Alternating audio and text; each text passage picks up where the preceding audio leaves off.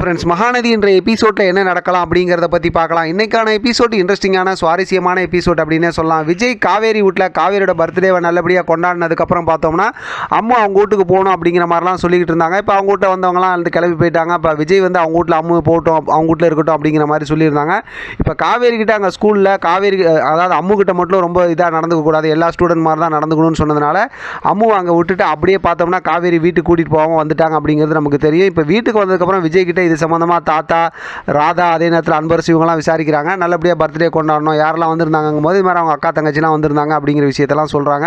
இப்போ அடுத்து இதெல்லாம் சொன்னதுக்கப்புறம் அன்பரசு வந்து கொஞ்சம் முன்ன பின்ன பேசுகிறாங்க. உடனே விஜய் வந்து செம்மையாக மிரட்டி விட்டுறாங்க. அடுத்து விஜய் வந்து நான் போய் காவேரி வீட்டில் அம்முவை கூட்டிகிட்டு வரேன் அப்படிங்கிற மாதிரி அவங்க வீட்டுக்கு போகிறாங்க. அவர் போய் அங்கே தான் அம்மு இருக்காங்கன்னு நினச்சி சும்மா சாதாரணமாகவே அப்படி கேட்குறாங்க. பார்த்தா இவங்களுக்கு எல்லாமே கொஞ்சம் அதிர்ச்சியாகவும் யோசனையாகவும் இருக்குது. ஆனால் காவேரிக்கு தெரிஞ்சிருக்கு, காவேரி சொல்லிட்டு தானே விட்டுட்டு வந்துட்டாங்க. அதுக்கப்புறம் பார்த்தோம்னா சரி நான் ஸ்கூலில் போய் கூப்பிட்டு வரேன், விஜய் ரொம்ப கேஷுவலாக தான் கிளம்புறாரு. காவேரி நானும் கூட வரேன்னு சொல்கிறாங்க. இப்போ ஸ்கூலில் வந்து கேட்கும்போது அங்கே வாட்ச்மேன் என்ன சொல்கிறாங்க, நம்ம தான் ப்ரொமோவில் பார்த்த மாதிரி அவங்க அப்பயே இருந்தாங்க, ஒரு வெள்ளை கலர் காரில் வந்து கூப்பிட்டு போயிட்டாங்கன்னதுமே இப்போ விஜயும் காவேரியும் காரில் வந்து அம்முவை தேடுறாங்க. இடையில நிறைய எமோஷனல் விஷயங்கள் பேசிக்கிட்டு இருக்கிறாங்க. ஆனால் வந்து விஜய் எங்கேயுமே கோவப்படல, சமாதானப்படுத்தி தான் பேசுகிறாரு. அப்புறம் ஒரு கட்டத்தில் பார்த்தோம்னா நம்ம ஸ்கூலோட சிசிடிவியில் பார்த்து என்னன்னு தெரிஞ்சுக்கலாம் அப்படிங்கும்போது திருப்பி வந்து இங்கே சிசிடிவியை பார்க்குறாங்க. அதே போல் பார்த்தோம்னா ஒரு வெள்ளை கலர் கார் வருது, பேசி கூட்டிகிட்டு போகிறாங்க. ஆனால் அது ராகவ் மாதிரி தெரியல, ஆனால் ராகவ் வச்சுருந்த அந்த வெள்ளை கலர் கார் அப்படிங்கிறது நமக்கு தெரியுது. அதுக்கப்புறம் பார்த்தோம் அப்படின்னாக்கா இப்போ இந்த விஷயத்தெல்லாம் பார்த்ததுக்கப்புறம் யாராக இருப்பாங்க அப்படி இப்படிங்கிற மாதிரி ரொம்ப யோசனையோடு இருக்காங்க. வீட்டுக்கு வந்ததுக்கப்புறம் தாத்தா எல்லாத்தையும் சொல்கிறாங்க. கூட பார்த்தா காவேரி இருக்காங்க.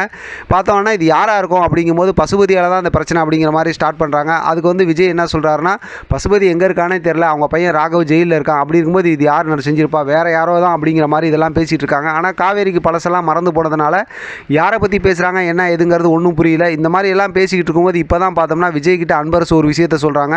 நீ வந்து இப்போ பேசிக்கிட்டு இருக்கும்போது வந்து பசுபதியோட பையன் ராகவ் வந்து ஜெயிலில் இருக்காங்கன்னு சொன்னேன். ஆனால் இப்போ தான் ஒரு 2-3 அதாவது ஒரு சில நாளுக்கு முன்னாடி பார்த்தோம் அப்படின்னாக்கா அவன் ஜெயிலேருந்து வெளியில் வந்துட்டான், இந்த மாதிரி என்கிட்ட பேசினான் அப்படிங்கிற விஷயத்த சொல்கிறாங்க. அது கேட்டதுக்கப்புறம் விஜய் அப்படியே கோவப்படுறாரு. அந்த மாதிரி தான் இன்றைக்கான எபிசோட் முடிச்சிருக்காங்க.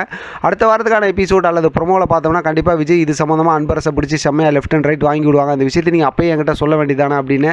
அப்போ இதெல்லாம் வச்சு பார்க்கும்போது இது கண்டிப்பாக பசுபதியோட பையன் ராகவோட வேலையாக தான் இருக்குது அப்படிங்கிறது நம்மளால் புரிஞ்சிக்க முடியுது. ஆனால் அப்படிலாம் நடந்துச்சுன்னா விஜய் இதுக்கப்புறம் சும்மாலாம் விட மாட்டார், என்ன பண்ணுமோ அதெல்லாம் சரியாக முறையாக பண்ணிடுவார் அப்படிங்கிறது நமக்கு தெரிஞ்சது தான். பார்க்கலாம் அடுத்து கதையை எப்படி இன்ட்ரெஸ்டிங்காக கொண்டு போகிறாங்க, என்ன நடக்குது அப்படிங்கிறத தொடர்ந்து பேசலாம். இதில் எப்படி காவேரியோடைய அந்த பழைய ஞாபகம்லாம் திருப்பி வருது அப்படிங்கிற சுவாரஸ்யத்தையும் தொடர்ந்து பேசலாம். ஆதரவு கொடுங்க. இதை பற்றின உங்களோட கருத்து கமெண்ட் பாக்ஸ் தெரியப்படுத்துங்க. தொடர்ந்து ஆதரவு கொடுங்க. தேங்க்யூ ஃப்ரெண்ட், தேங்க்ஸ் ஃபார் வாட்சிங்.